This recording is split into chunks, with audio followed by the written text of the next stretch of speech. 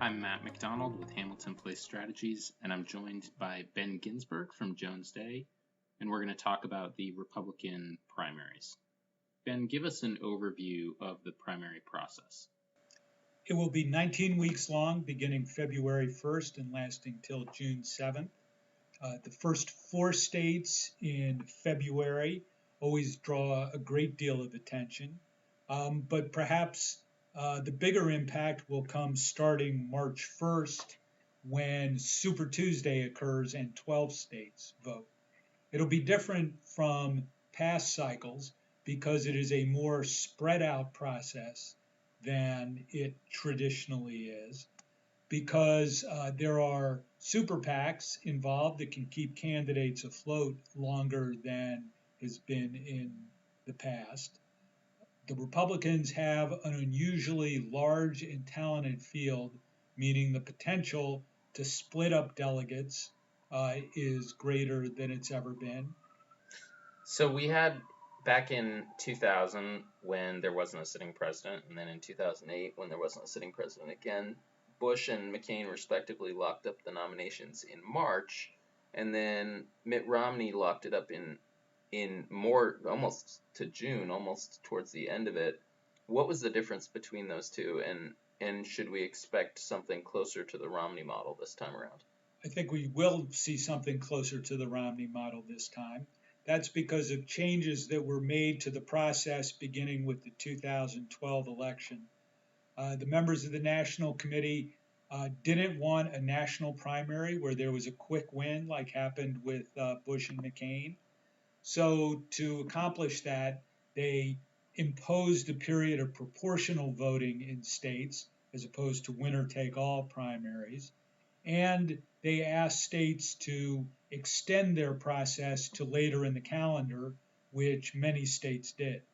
So this is, while a contested convention is probably slim odds, this is comparatively high odds? Yes, and that's the scenario where it will take place. What people should watch for in this process is, are there 3 lanes or 2 lanes of candidates winning delegates? Is there, in fact, a Trump lane?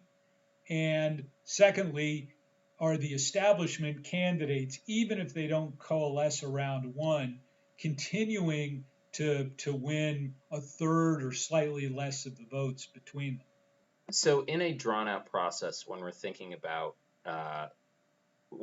this carrying beyond kind of the traditional quick coalescing behind a candidate or in March, how do you think about the different phases that are going to take place over this period of time? The period of February with the first 4 states will sort of credential a number of candidates to be able to make it into the demolition derby of March and beyond.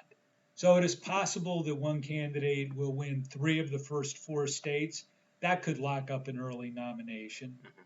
On March 1st, when 12 states vote proportionally, if one candidate runs the tables, that could cause an early nominee. March 15th, we'll see winner-take-all contests for the first time. They'll occur in Florida and Ohio. If the same candidate wins those 2 states, as well as doing well on March 1st and winning 3 out of 4 in the February states, then we'll have a nominee by mid-March. That is a pretty tall order for one candidate. So I think the next phase of the calendar to look at really amounts to spring break, which occurs till April 19th. New York, with 99 delegates, will vote, but they vote proportionally by congressional districts. So lots of candidates will have the opportunity to win some delegates. April 26th has a large number of states in the Northeast and Mid-Atlantic. That's also the day when the total number of delegates traditionally chosen to create a nominee occurs. Now, we've heard a lot about the southern states being up front and guiding the race.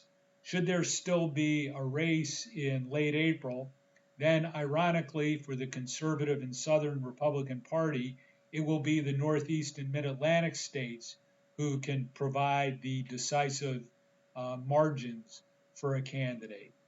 So if we look at this we look at this rather than, there's obviously the timeline and how everything breaks down and the votes themselves, but there's also kind of as we saw, I think, in 2008 with the Democrats, there is the process of accumulating delegates. And from that cumulative view, that's another way to think about what we will see over the coming weeks and months. So when we think about the accumulation of delegates, what's the tipping point where we typically see a nominee decided? A candidate usually becomes the presumptive nominee when a total of 68% of the delegates have been chosen in all the states. This year, in 2016, that tipping point will occur April 19th, April 26th in the Mid-Atlantic Northeast region. And that is historically the time by which the contest is over and we know who the nominee is. So let's talk about how the delegates are awarded. You alluded to that earlier and the changes that have occurred. So there's three different types. There's proportional, there's winner take all, and then there's kind of a hybrid model of the congressional districts. Right. The key fact in the calendar to recognize is that there are only 10 states with a little over 16% of the total delegates who are true winner take all states. If you get more votes than anybody else in the state, you get all the delegates. All the other states divide them up proportionally in some form. That can be called proportionally straight up. Winner take all by congressional districts is sort of a misnomer because different candidates can win delegates in the states. And then 10 other states also don't bind their delegates at all, with about 260 delegates altogether. There are really only 3 dates in the calendar that will be game changers in terms of the race's trajectory. Mm-hmm. March 1st, Super Tuesday with 12 states. March 15th with Florida and Ohio as winner-take-all states if the same candidate can win them. And then the combination of April 19th and April 26th. If it is still tied up at that point, or no candidate looks like he's going to get a majority of the votes, then I think you have to start doing some serious planning for a contested convention. And that's where the lawyers come in. Well, yes. and while California, with 177 delegates, comes late in the process in June, it divides its delegates up by congressional district. Right. So with the treasure trove of congressional districts, 53 of them, again, it is possible for any surviving candidates to be able to target to pick off delegates for themselves. Excellent. Thank you, Ben. Thanks for having me.